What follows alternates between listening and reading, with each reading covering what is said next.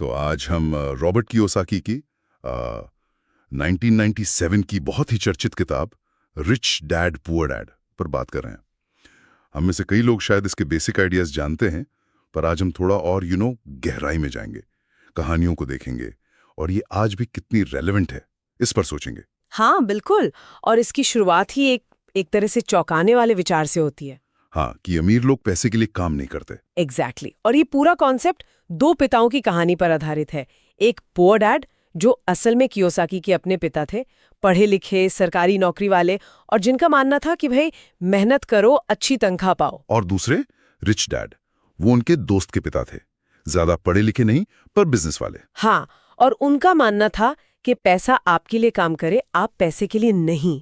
और यहीं से पूरी किताब का सार शुरू होता है। तो ये जो पहला सबक है, ये असल में रैट रेस से जुड़ा है ना? यही था कि सैलरी पर टिके रहना वो एक जाल है, रैट रेस। आप कमाते हैं, खर्च करते हैं, फिर और कमाने के लिए मेहनत करते हैं, फिर खर्चे बढ़ जाते हैं। एक अंतहीन चक्र। हाँ, जैसे जैसे आमदनी बढ़ी, खर्चे भी बढ़ा दिए। और आप कभी उस चक्र से बाहर ही नहीं निकल पाते। अमीर लोग इसे तोड़ते हैं, वो पैसे को काम पर लगाते हैं। अच्छा, और यही पर वो संपत्ति यानी एसेट्स और देनदारी यानी लायबिलिटीज वाला कॉन्सेप्ट आता है। हाँ, और कियोसाकी इसे बहुत ही सरल तरीके से समझाते हैं। संपत्ति वो जो आपकी जेब में पैसा डाले, देनदारी वो जो आपकी जेब से पैसा निकाले। सुनने में तो काफी सीधा लगता है। हाँ लगता है, पर इसमें एक पेच है।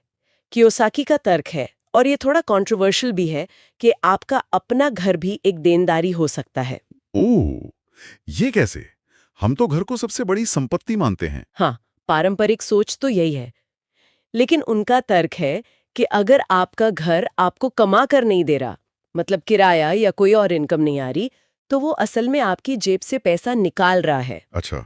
जैसे मॉर्टगेज, टैक्स, मरम्मत। बिल्कुल। तो उनके नजरिए से जब तक वो आय का स्रोत ना बने, वो एक देनदारी है।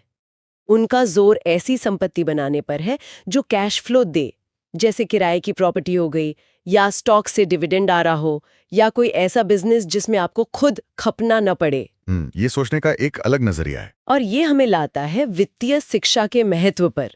किताब इस पर बहुत जोर देती है, क्योंकि उनका मानना है कि स्कूल हमें इतिहास, गणित सब सिखाते हैं, पर पैसा कैसे संभालना है, निवेश कैसे करना है, संपत्ति कैसे बनानी है, ये नहीं सिखाते। सही बात है, ये प्रैक्टिकल ज्ञान है जो मिसिंग है। हाँ, और कियोसाकी कहते हैं कि ये फाइनेंशियल लिटरेसी, या जिसे वो फाइनेंशियल आईक्यू कहते हैं, ये सीखना बहुत जरूरी है, और ये जिम्मेदारी हमारी अपनी है। हमें खुद सीखना होगा।